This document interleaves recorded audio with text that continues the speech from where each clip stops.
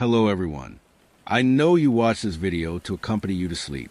So if you like this video, don't forget to like, comment, and subscribe. Also, don't forget to tell me where you are from and what time you watched this video. Let's jump straight into the story. Story 1, when newlyweds vanish from a luxury Caribbean resort just hours after their dream wedding. Police suspected drowning, kidnapping, even human trafficking. But the truth was far darker and much closer, because someone in their bridal party had been planning the perfect murder for months. July 9th, 2019, St. Lucia, Caribbean Sea. The waves lapped quietly along the pristine shoreline of Anse Chastanet, where white sand met turquoise water, like a postcard sprung to life. Atop a stone terrace overlooking the ocean, 32 guests raised their champagne flutes in celebration. Palm leaves swayed in rhythm to a soft steel drum band. Fairy lights strung between coconut trees sparkled against the fading sunset. It was supposed to be the perfect destination wedding. And for a while, it was. The bride, Melissa Turner, 28, glowed in a lace-back Vera Wang gown. Her groom, Daniel Whitmore, 31, looked equally smitten in a sand-colored linen suit. They had exchanged vows on the beach just after golden hour, barefoot and beaming. Friends described it as something out of a movie. By 10:30 p.m., the last dances were winding down. Melissa's maid of honor, Hannah Clark, made a teary toast. Daniel's brother, Greg, lifted him into a bear hug. They cut the cake, threw the bouquet, took photos by the moonlit dock. By 11:15 p.m., the couple excused themselves from the party. They never returned. The discovery. July 10 to 6:45 a.m. A resort housekeeper knocked on the door of Bungalow 4. The private honeymoon suite perched above the rocky outcropping on the southern edge of the resort. No answer. Unusual, but not unheard of. The honeymoon suite had a private deck and stairs leading straight to the beach. Many couples used it to slip away unseen. By 8 a.m., with breakfast untouched and the couple still unaccounted for, hotel staff grew concerned. Security performed a wellness check. Inside, the room was pristine. The bed was made. No sign of disarray, struggle, or packing. But the couple's phones, passports, and wallets were all still there. Only two things were missing. Melissa's white flip-flops, Daniel's swim trunks. It looked like they had taken a midnight swim, except there was no towel, no water on the floor, no signs they ever returned. The panic. By 9:30 a.m., the resort had called local authorities. Police boats combed the shoreline. Divers searched the coral shelf. Choppers buzzed over cliffs and bays. Still nothing. Melissa's mother, Tracy Turner, fell into hysterics as news spread. Guests, many still hung over and groggy, clutched coffee cups in disbelief. Rumors swirled immediately. Had they eloped again, wandered off drunk, gone exploring? But no one could explain why they'd leave their valuables, or their wedding rings. And then came the first break in the case. The CCTV footage. The resort had limited security, but one camera, mounted discreetly on the reception office, pointed toward the walkway between Bungalow 4 and the beach trail. At 11:21 p.m., the grainy footage showed Daniel walking alone, shirtless, barefoot, toward the path. He never came back. At 11:24 p.m., Melissa followed. She, too, was barefoot. Her white nightgown fluttered briefly as she disappeared into the palm-covered trail. Neither were seen again. The press descends. News of the couple's disappearance went international within 24 hours. Newlyweds vanished during honeymoon in paradise. Mystery in St. Lucia. Did something lurk beyond the wedding? American bride and groom missing after wedding bliss. Media vultures circled. Twitter trended with theories. Drowning, drug trafficking, mistaken identity. One outlet even speculated on cult activity. Back home in Minnesota, Melissa's and Daniel's families made tearful pleas on national television. But quietly, behind the scenes, detectives were beginning to question the narrative. Something wasn't adding up. The guest list. Local investigators turned their attention inward. Who had access? The wedding guest list included Melissa's parents, brother, and 2 cousins. Daniel's immediate family. 6 childhood friends. For work colleagues. 5 college friends from Florida State, a photographer and videographer team, Melissa's maid of honor, Hannah Clark. They interviewed each one, and it didn't take long before inconsistencies emerged. The first red flag. The first came from a resort bartender named Alphonse. He remembered Daniel. He was agitated. Came to the bar alone around 10:45. Said something about needing to clear his head. He asked if the hiking trail up the bluff was closed. It was. But Daniel had gone up anyway. According to Alphonse, he never came down. This contradicted the CCTV footage that showed him heading toward the beach, unless he returned unseen and changed course. What had he seen up there? Or whom? The second red flag. The second discrepancy came from the photographer Jessica Vale. When questioned, she recalled a strange moment between Melissa and Hannah around 9:50 p.m. They were whispering near the edge of the tent. Melissa looked upset. Hannah looked like she was trying to calm her down. I thought maybe it was wedding stress. But now, investigators reviewed Jessica's photos. At 9:51 p.m., there was one candid shot that would later become key. Melissa, mid-turn, mouth open in what looked like protest. Hannah's hand on her wrist. Not aggressive, but not affectionate either. A history of secrets. As the investigation deepened, a more complex picture began to emerge. Melissa and Hannah had been friends since middle school, thick as thieves. But in the weeks leading up to the wedding, Melissa had become distant. According to a bridesmaid who asked to remain anonymous, they were barely talking by the time we landed in St. Lucia. Something happened, but Melissa wouldn't say what. And then came a revelation from Daniel's best friend, Greg. About a week before the wedding, Daniel pulled me aside, said he found something. A message, or a photo. He looked spooked, said he was going to confront someone after the wedding. But Greg never learned what Daniel had found, only that he believed someone close to them had betrayed them. The trail behind a resort. 3 days after the couple vanished, a team of searchers, locals and FBI agents flown in under pressure, discovered something chilling. About 300 meters up the bluff trail behind the resort, hidden in a thicket of overgrowth, a single white sandal, a blood-stained hair tie, and an earring confirmed to be Melissa's. Nearby, drag marks in the dirt, a rock with a dark smear on its surface, and tire tracks fresh. No cars were allowed on the bluff trail, but a local maintenance worker later admitted to lending a golf cart to one of the wedding girls the night of the wedding, claiming she said it was for photos. She never returned it. Who had motive? Now the focus shifted from the unknown to the too well-known. Melissa, Daniel, Hannah, a trio that had once seemed inseparable, but cracks had formed long before the wedding.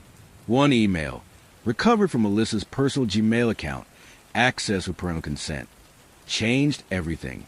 It was dated June 17th, 2019, 3 weeks before the wedding. Subject, I know. Body, you lied to me for months. I found the photos. I know it was both of you. I'm not canceling the wedding, but after the vows, we're done. M. Attached. A JPG file with the name doc_kiss_01 It was deleted, but metadata confirmed it had once existed. Melissa knew someone had betrayed her, and she planned to expose them, just not before the wedding. The real honeymoon never began. The FBI began quietly pulling international flight records. No sightings of Melissa or Daniel boarding planes, ferries, or charters post-wedding. Interpol issued a global alert. St. Lucian authorities were pressured to expand the search. And back in Minnesota, Daniel's credit card, assumed frozen, pinged at a gas station outside Tampa, Florida. 3 days after the wedding, security footage showed a woman, sunglasses and hoodie, using it to pay for $38.70 of gas and snacks.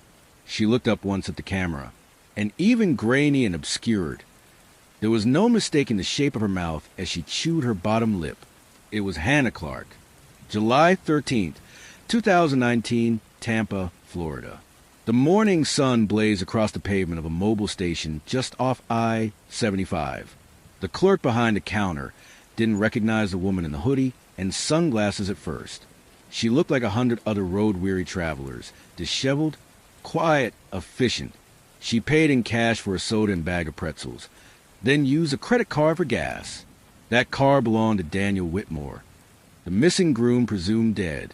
At 11:08 a.m., she drove off in a black 2017 Honda CR-V.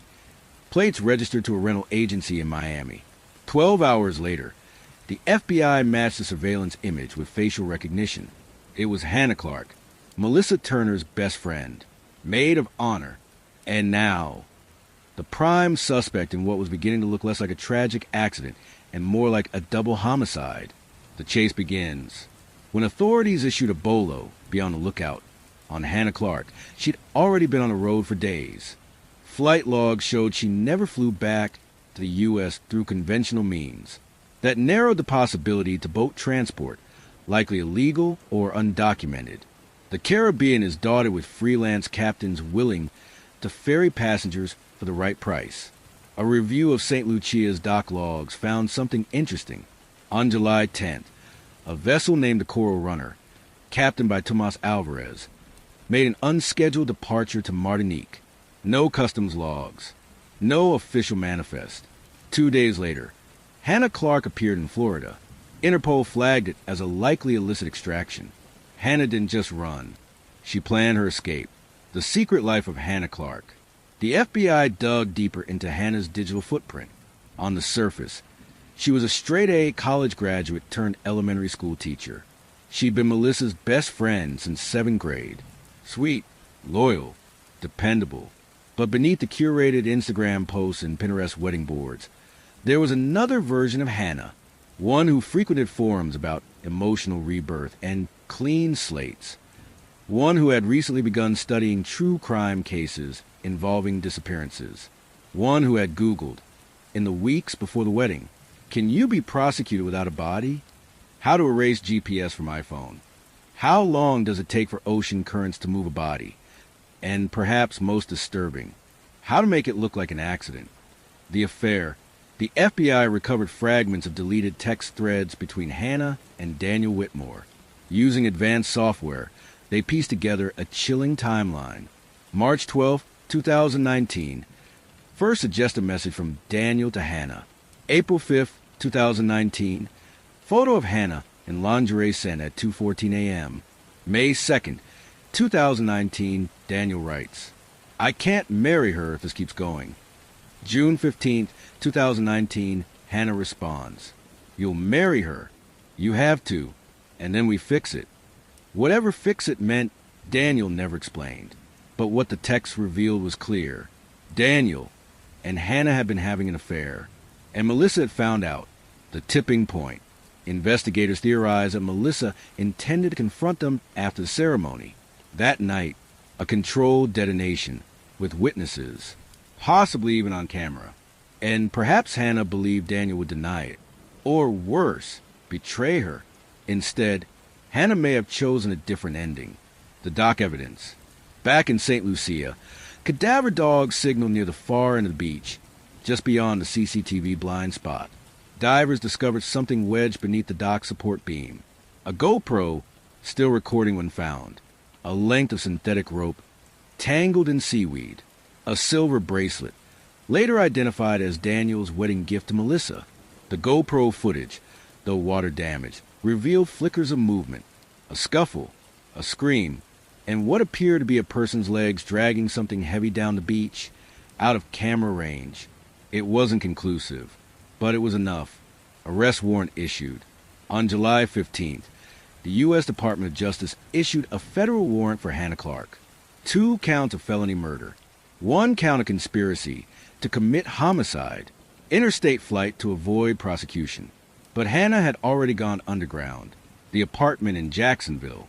A break came on July 17th, when a landlord in Jacksonville, Florida, called local police.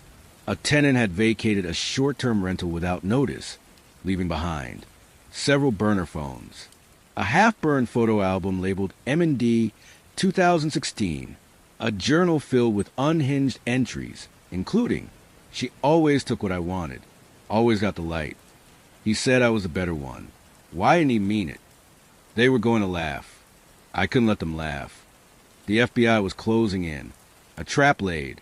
Hannah had no known relatives in Florida, but records showed one recurring phone number. A former professor from Florida State, Dr. Mark, whom Hannah had assisted during a summer teaching program. The FBI set a bait call, posing as Dr. Mark, using voice cloning software. A meeting was suggested. A quiet park on the edge of Tallahassee. No questions, just a place to talk. Hannah took the bait. The arrest. July 19th, 2019, Tom Brown Park, Tallahassee. At 3:42 p.m., a woman matching Hannah's description approached a bench near a wooded trail. She wore sunglasses, a dark hoodie, and joggers. She never saw the agents coming. Two plainclothes officers moved in from behind, pinning her arms. A third identified himself and read her Miranda rights. She didn't resist. She didn't speak. She simply smiled and whispered he was never going to leave her. The silence that followed. Hannah was extradited to Minnesota. The trial was months away, but in the interrogation room, when asked repeatedly where the bodies were, she offered only one reply: they're not together. When asked who had actually killed Melissa, Hannah tilted her head and said, she started it. The implications were disturbing. Had Melissa attacked first? Had Hannah killed in self-defense? Or was this part of a larger lie? The investigators feared something worse. That Melissa Turner was still alive. August 2nd, 2019, Augusta, Georgia. It was a humid Friday afternoon when Carmen Riley, a school counselor on summer break, stepped into the butterfly garden at the Riverwalk Nature Preserve. Her 7-year-old niece tugged her hand toward the koi pond, while Carmen lingered by the milkweed patch, snapping a photo of a monarch mid-landing. That's when she noticed her, a young woman barefoot, sitting cross-legged near the garden's edge, picking at a sunflower with trembling fingers. Her hair was long and unkempt, sun-bleached blonde, the kind that hadn't seen a brush in weeks. Her white cotton dress was stained with soil. She had a plastic water bottle tucked beside her and a canvas bag with a broken zipper. But it wasn't her appearance that stopped Carmen cold. It was her face. Carmen had seen it before, on TV, on missing posters, across her social feed. She fumbled for her phone, pretending to text while snapping a photo. Then she called the police. The possible sighting. By the time officers arrived, the woman was gone. The garden was empty, but Carmen had taken a photo. And when local authorities compared it to missing person databases, facial recognition software produced a 93% match. The woman wasn't a vagrant. She was Melissa Turner, presumed dead for over 3 weeks. The ripple effect. The news hit law enforcement like a thunderclap. If Melissa was alive, it meant several things. Hannah Clark's claims couldn't be entirely dismissed. The motive, timeline, and evidence in the case could be misaligned. And most urgently, Daniel Whitmore might still be missing, or dead, or being held somewhere. The FBI reactivated leads previously considered dead ends. Melissa's bank accounts, still untouched. Phone, dead since July 10th. But then came the second break, the hardware store footage. On August 4th, a store manager at a small hardware supply shop outside Augusta contacted police. He'd seen the news, and he remembered selling a woman a box of nails, rope, and a tarp on July 25th. Security footage confirmed it. Same girl, same stained dress. But now she looked more paranoid. Eyes darting, face thinner, lips cracked. She paid cash. And according to the manager, she asked if the rope was strong enough to hold something heavy. I thought maybe she was building or moving. But now, the FBI had no choice. They reclassified the investigation as a potential ongoing crime, a trail into the pines. 3 days later, a search team discovered a makeshift shelter 5 miles into the backwoods of the Sumner National Forest, hidden behind a hunting trail. Inside, a tattered sleeping bag, cans of beans and protein bars, several empty water jugs, a stained wedding veil, folded neatly inside a shoebox, pinned to a nearby tree, a photograph of Daniel Whitmore, scratched out in red marker. Underneath, scrawled in charcoal, I said no. The journal, In the bottom of the shoe box was a slim leather journal. It contained only 4 entries, each one written in messy, unstable handwriting, part cursive, part printed. Entry 1, July 12th. The ocean tried to take me, but I wasn't done. I didn't say yes. He told her he loved me. Then he didn't. Then he hurt me. Entry 2, July 18th. I walked for miles, slept in trees.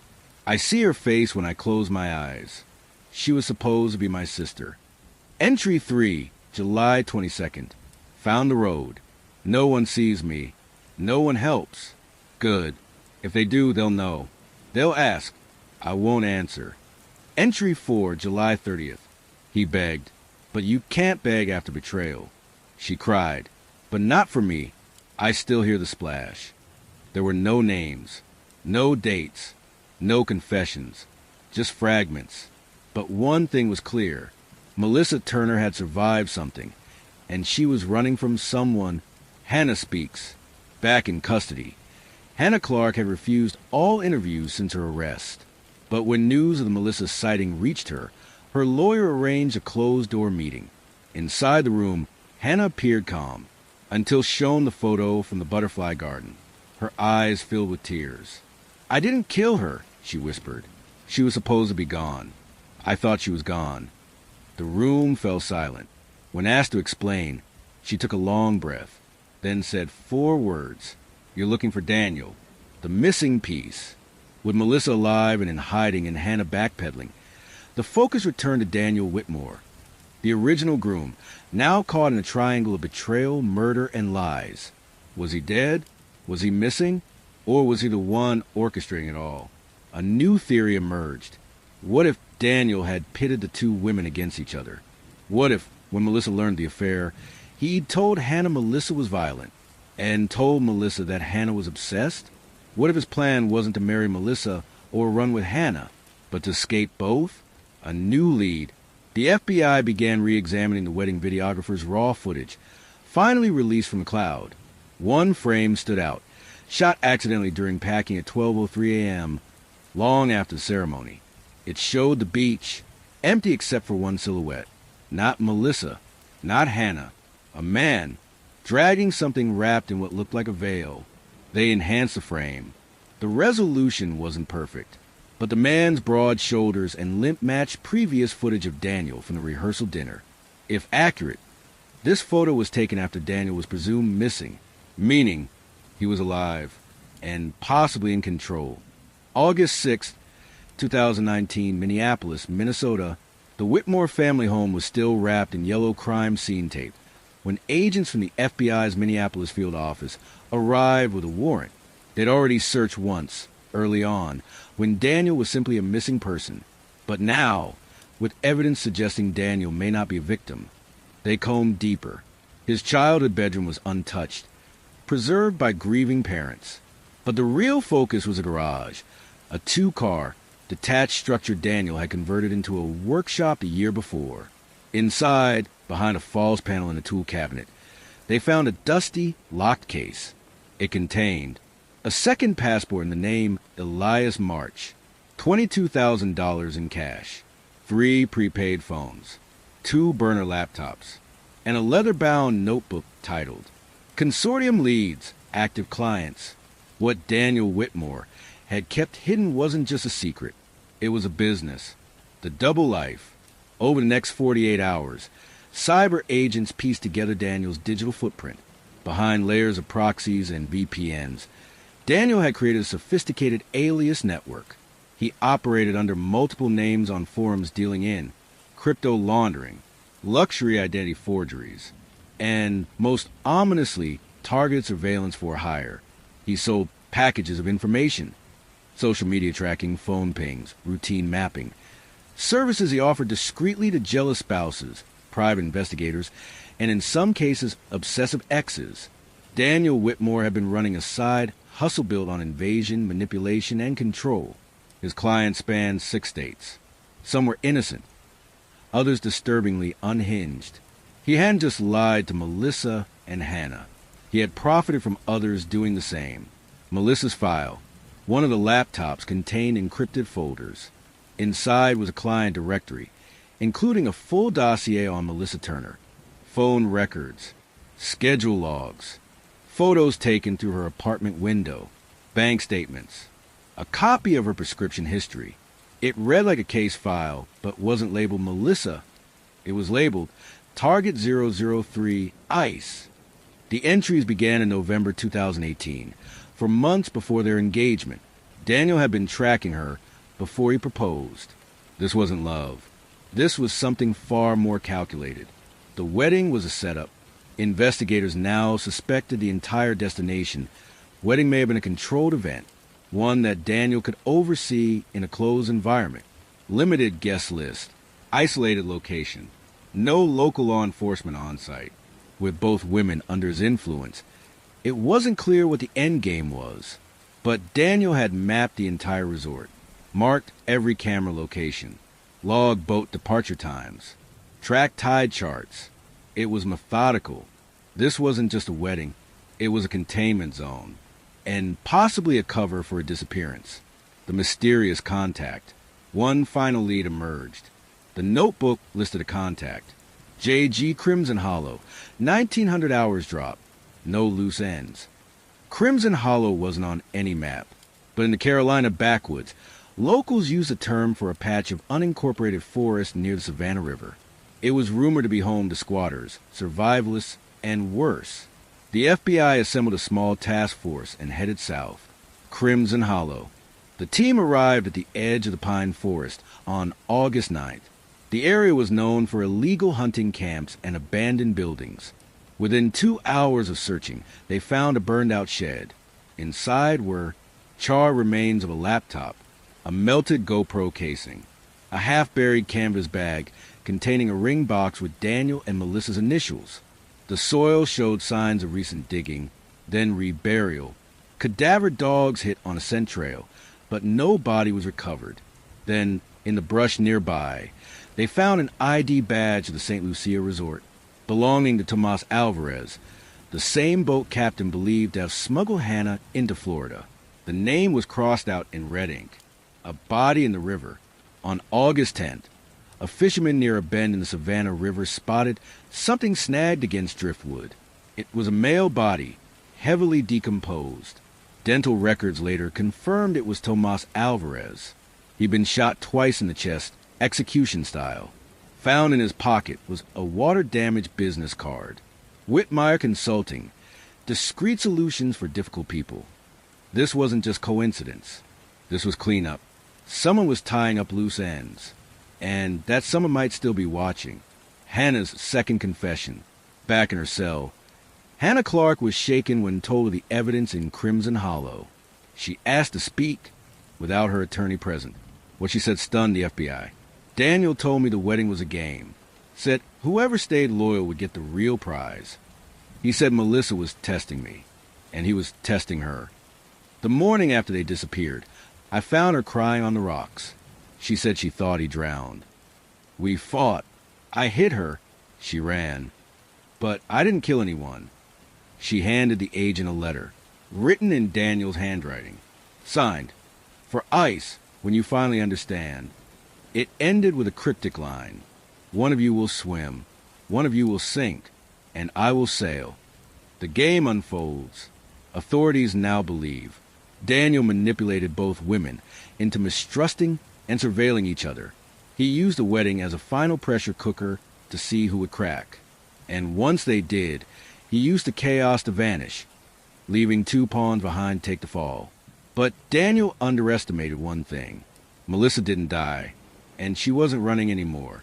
August 12, 2019, Columbia, South Carolina.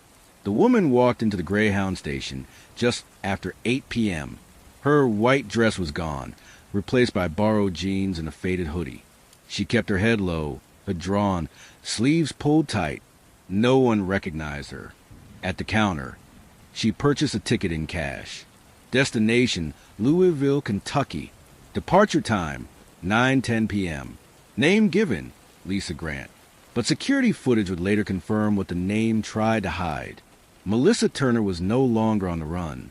She was on the hunt. The game changes. 2 days later, The FBI received an anonymous email.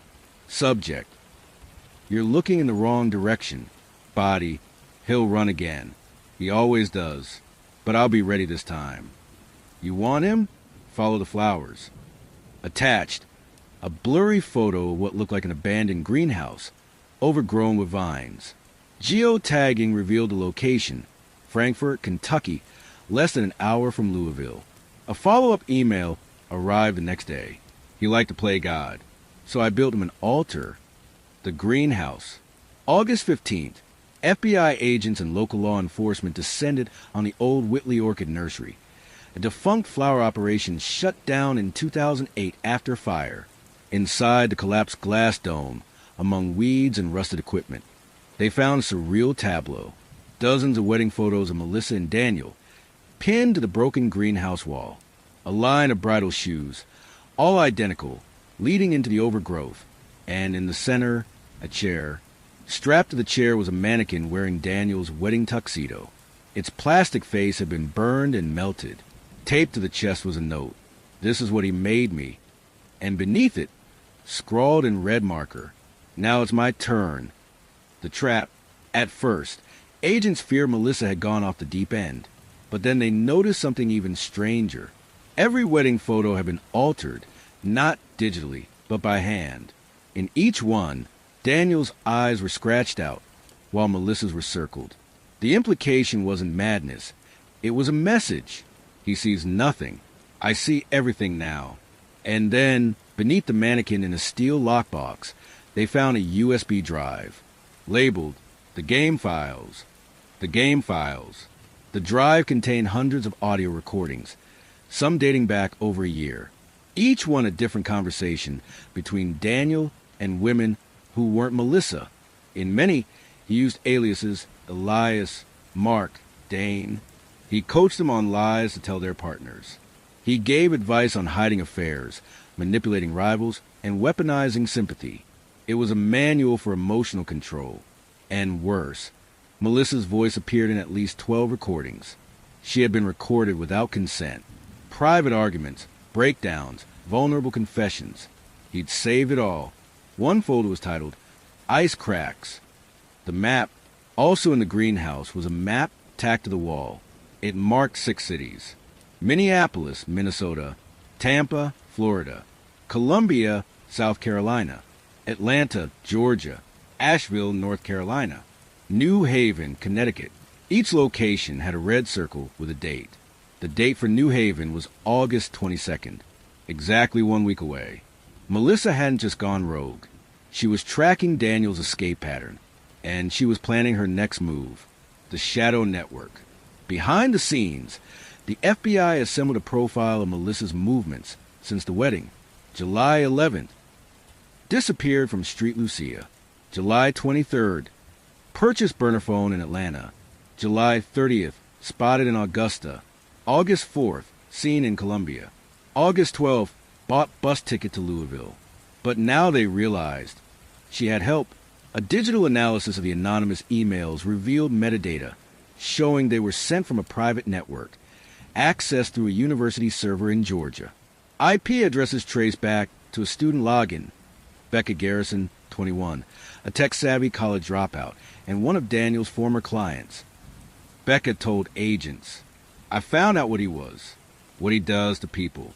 When Melissa contacted me, I knew he needed to pay." Melissa wasn't just fighting back. She was recruiting the women Daniel had used. The mask comes off. On August 17th, a woman posted a video to an underground message board.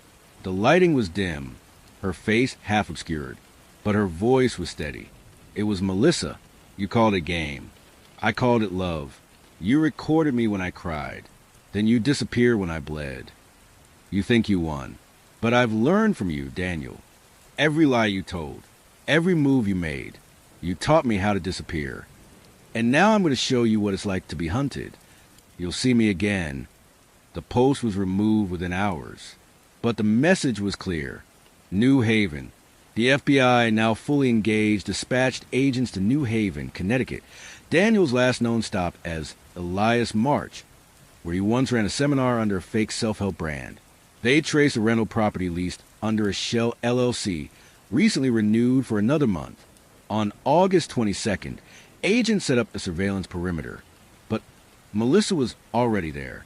She had broken in 2 days earlier, and what she found inside changed everything. The truth room, the basement, had been converted into what could only be described as a psychological war room. Dozens of screens displaying social media accounts, mostly women. Printouts of texts and DMs sorted into folders by risk. A wall labeled the Icebox, containing Melissa's image in the center, surrounded by lines leading to other women. And in the middle, a corkboard labeled Endgame, Ice/Flame/Ash. Next to Melissa's face were 2 others, Hannah Clark and an unknown red-haired woman, listed only as Flame. She was marked terminated. Melissa realized something. She wasn't the first. She might not even be the second. Daniel had played this game before, and someone had already died. The knock on the door.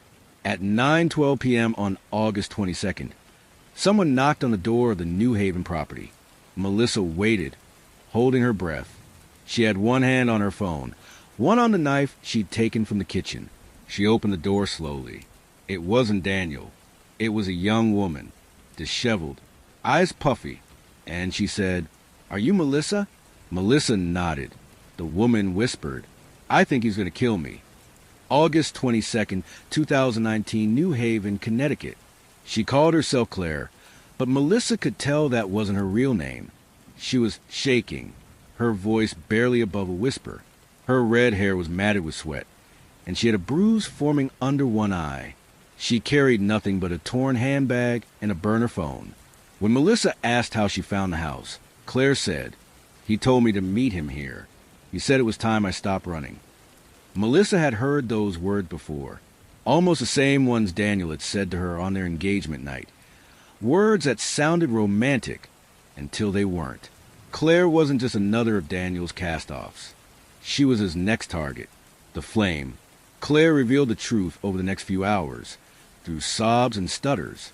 Her real name was Allison Hartman, 25, from Albany. She had met Elias March at a wellness retreat the year before, hosted under Daniel's fake brand Elevate Circle.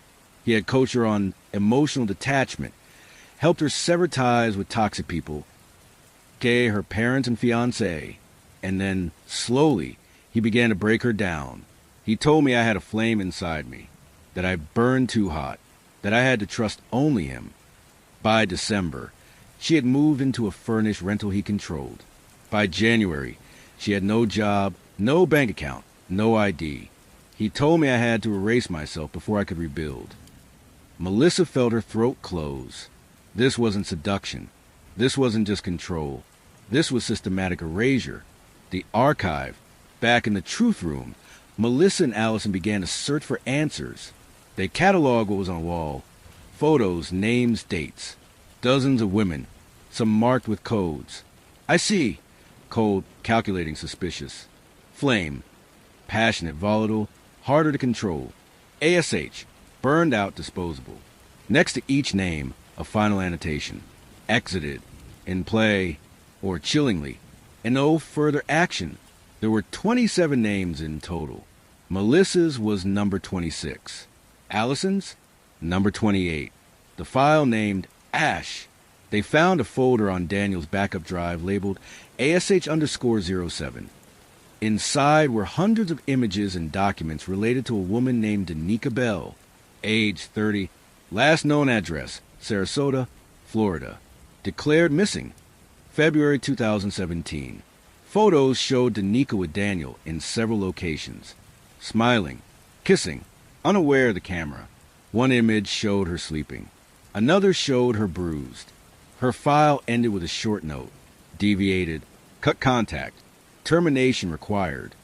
She was listed as closed. Melissa contacted the FBI tip line that night with the evidence. It would take them less than a week to link Danica's disappearance to a Jane Doe body recovered in the Everglades 2 years earlier, never identified. Dental records confirmed it. Danica Bell had been murdered, and Daniel Whitmore was now a suspect in at least one confirmed homicide. The turning point. Melissa realized something that night. She could no longer run, hide, or hunt from shadows. There were others like Allison, some already broken, some buried, some still in Daniel's grip. She needed help, not from the police, who would never let her move freely again, but from a network of women Daniel had manipulated. She reached out to Becca Garrison again, told her to reactivate the old Reddit threads Daniel had once used to find clients. This time, they'd post anonymously under a new banner. Project Exit. For anyone who loved Elias March and lived to regret it, within 24 hours, they had 9 messages. All women, all afraid, all with stories of man who took everything from them. The plan. Melissa called the project what it really was, the Survivor Files. Together, the women built a database. Names, alias contacts, locations, psychological tactics, dates of contact, and discard. Melissa didn't want revenge anymore. She wanted justice. But she also knew that Daniel would only come out of hiding for one reason, to regain control. So she offered it, the bait. Melissa posted a final message to the private forum. She knew Daniel still monitored. You were right. I was always icy. But you forgot. Ice floats. Come see for yourself. No traps. No police. Just the end. Attached was an address. A lakeside cabin in the Catskills. And the date, August 28th. Just 6 days away. The question of guilt. In the meantime, the FBI reevaluated the original case. Hannah Clark remained in custody, but the narrative had changed. She wasn't just a scorned mistress. She had been recorded, manipulated, possibly even groomed since college. Melissa submitted the GoPro footage from the wedding night. It showed enough to cast doubt, enough to show that Daniel had staged everything, and that Melissa's disappearance may have saved her life. But none of that would matter if Daniel got to her first. The final hunt begins. On the morning of August 23rd, a rental car was flagged on the George Washington Bridge. License plate matched one stolen from a dealership in Maryland. The driver was male, wearing sunglasses and a cap. Facial recognition pinged at 64%, just low enough to avoid a flag. But the partial print on the gas station nozzle, a match for Daniel Whitmore. He was en route to upstate New York. And the final game was about to begin. August 28th, 2019, Catskill Mountains, New York. The cabin sat near the edge of a lake, so still it looked like black glass. Fog hung thick over the water, and the only sounds were the occasional flap of wings overhead and the rustle of pine needles in the breeze. Inside, Melissa Turner stood at the window, her face unreadable. She had spent the last 4 days preparing for this moment. Securing the cabin, placing the cameras, reviewing escape routes. But no matter how many times she replayed it in her mind, she knew the outcome was still unknown. Would he come? And if he did, would she survive it? The cabin setup. Melissa hadn't chosen a location at random. This cabin had once belonged to Daniel's uncle, a reclusive man who died years earlier. Daniel had brought Melissa here in the early days of their relationship, back when he was still pretending to be someone else. It was isolated, off-grid, perfect. She left the front door unlocked. The lights low. A kettle simmered on the old stove. And tucked behind the couch, next to her carefully disguised phone, was a .38 revolver with one round chambered. Melissa didn't want to kill him, but she wasn't going to die for him either. The arrival, 9:07 p.m. Tires crunched over gravel. She didn't move, didn't blink. A car door opened, then closed. Footsteps on the porch. A long silence. Then a knock. 3 quick taps, rhythmic. Confident. Exactly like he used to knock on her door when he brought her flowers. She opened the door. And there he was. Daniel Whitmore. Alive. Whole. Smirking. Like none of this had ever happened.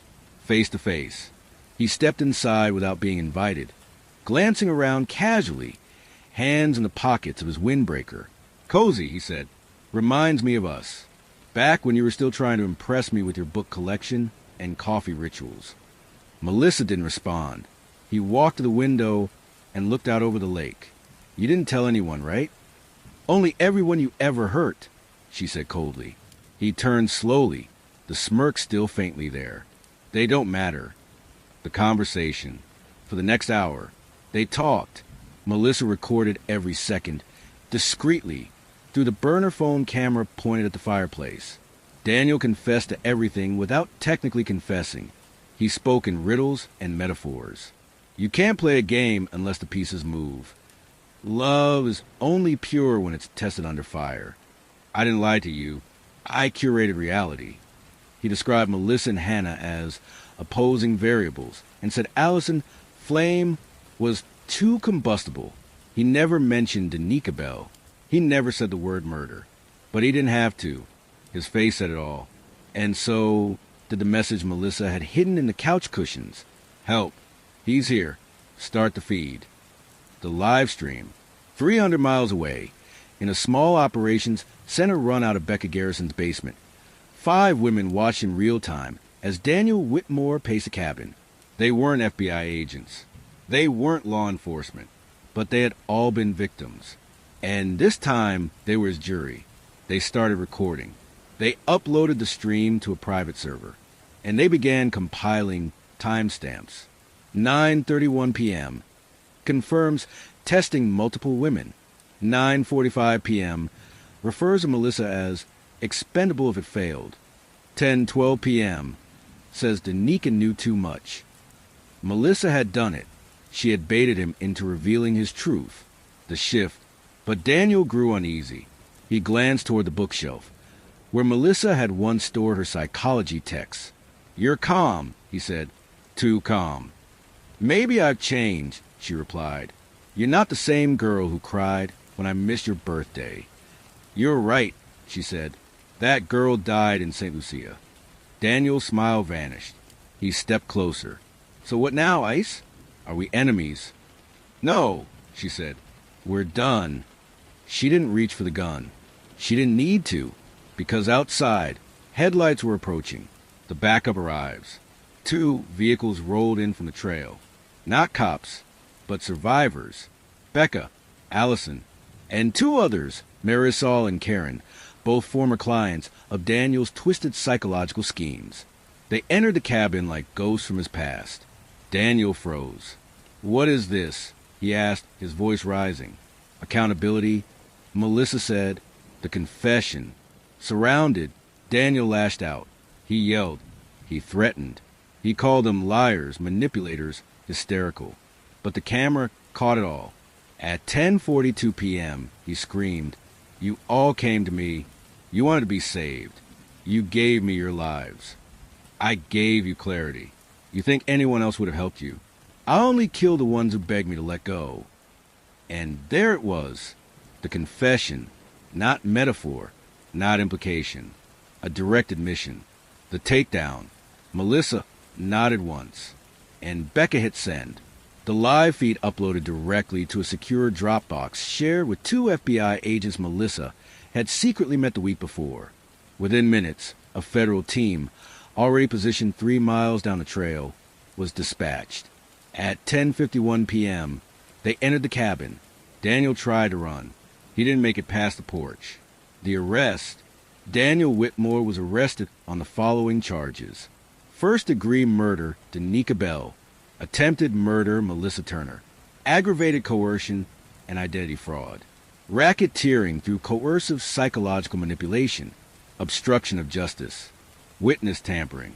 And pending review, multiple charges of criminal conspiracy and sexual predation. As he was dragged past Melissa, he muttered, You were my masterpiece. Melissa looked him dead in the eyes. No, I'm your reckoning. February 10th, 2020, Manhattan Federal Courthouse. The courthouse buzzed with reporters, protesters, and spectators from across the country. By sunrise, camera crews were shoulder to shoulder along Foley Square. The headline across every screen read the same.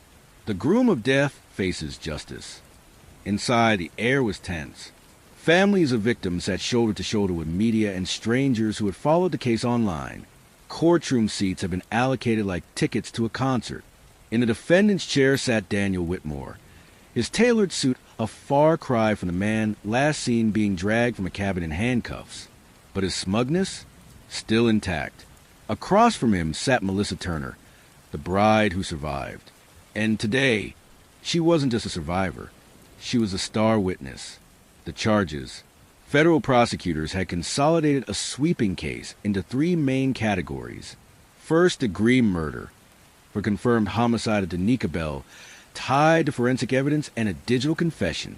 Attempted murder and kidnapping, for the events surrounding Melissa Turner, her disappearance, and psychological manipulation. Pattern of fraud, coercion, and abuse, involving 12 other women, spanning 5 states, dating back nearly a decade. The government called it a pattern of predatory psychology. The media called it the mind game murders. Daniel still called it a misunderstood lifestyle. The opening statement. Assistant U.S. Attorney Mara Colfax stood before the jury and delivered a haunting opening. Daniel Whitmore did not kill with a knife or a gun. He killed with trust. He offered salvation to vulnerable women, only to exploit, isolate, and eliminate them when they stopped serving his needs. Today, we won't just prove what he did. We will show you exactly who he is. The defense, led by slick-talking attorney Reed McAllister, argued the opposite. My client is a man who sought to help emotionally damaged individuals reclaim their lives. Any romantic involvement was mutual. Any disappearances are coincidental. And any harm suffered, tragic though it is, was not criminal. He ended with, Daniel Whitmore didn't play God. He played therapist. Badly, maybe, but not illegally. The witnesses. The prosecution rolled out witness after witness. Becca Garrison detailed how Daniel used online aliases to recruit emotionally vulnerable women. Allison Hartman Clare described being gaslit, isolated, and nearly driven to suicide. A forensic psychologist testified that Daniel's tactics matched coercive cult behavior more than casual manipulation.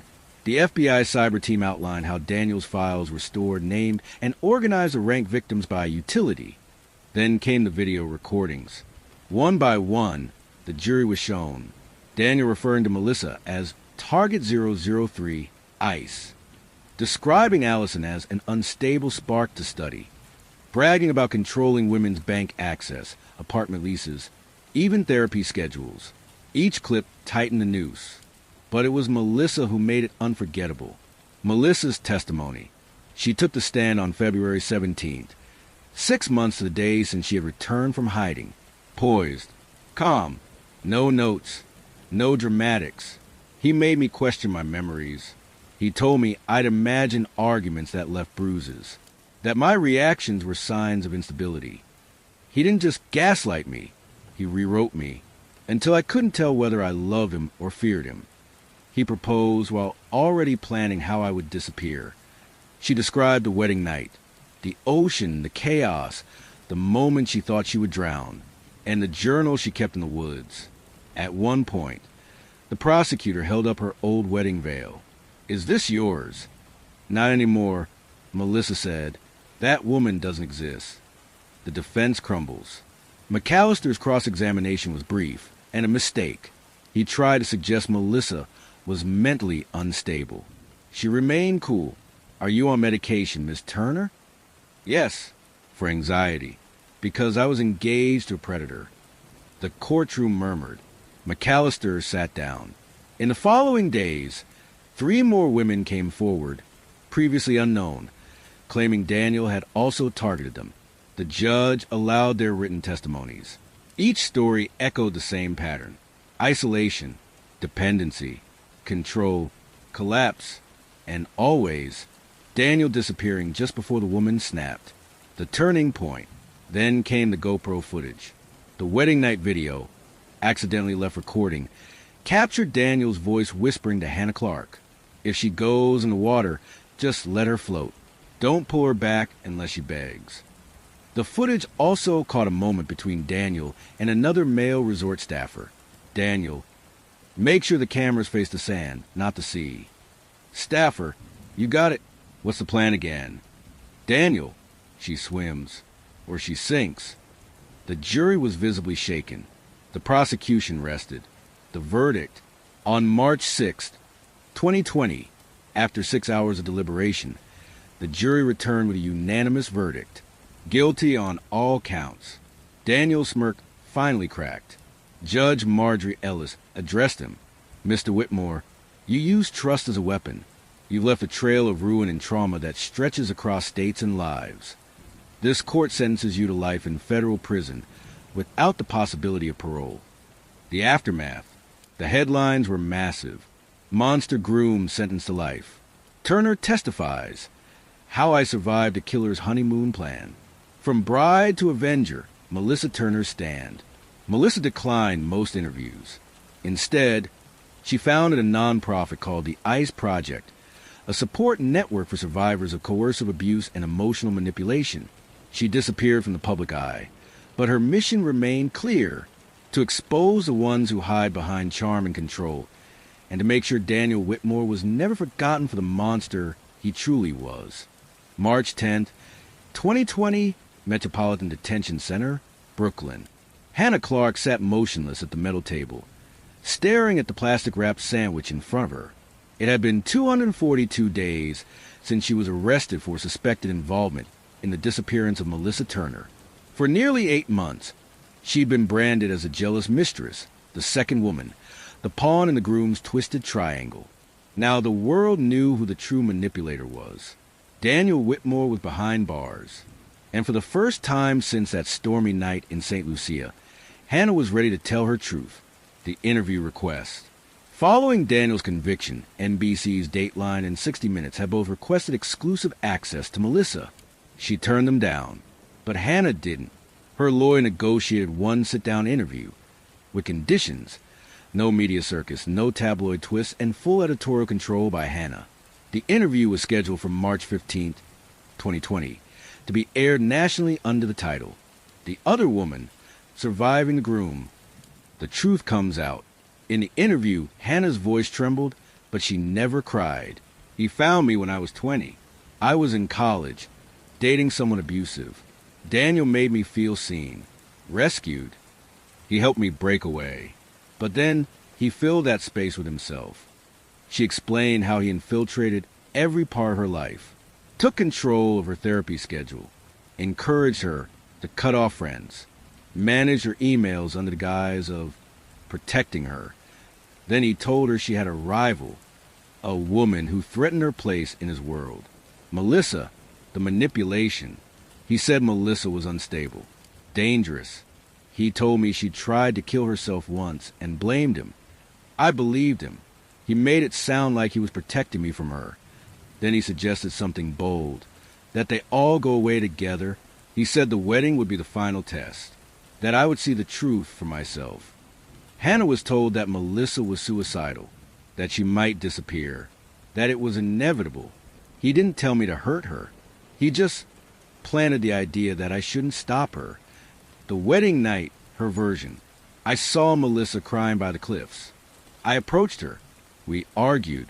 She accused me of stalking her. I accused her of manipulating him. She shoved me. I shoved her back.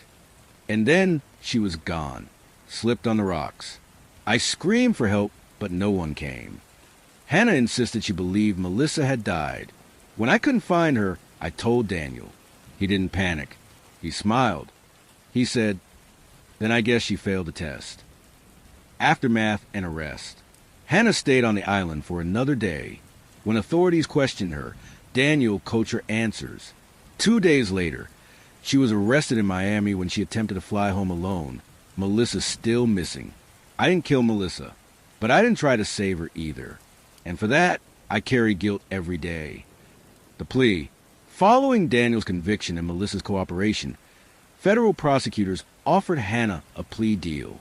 Plead guilty to reckless endangerment and obstruction of justice in exchange for time served and continued cooperation in related cases. On March 20th, Hannah Clark entered her plea and was officially released. A letter from Melissa. 2 days later, a manila envelope arrived at Hannah's apartment. Inside was a single page, handwritten. Melissa's words were calm, measured. You were a victim too, just a different kind. You made mistakes. I did too, but I had time to heal. You had time to sit in a cell. Use your time now to help others. We've both been burned by him. Don't let his flame light your path again. M. Rebuilding. Hannah moved to Portland, Oregon. She enrolled in a certification program to become a trauma recovery coach.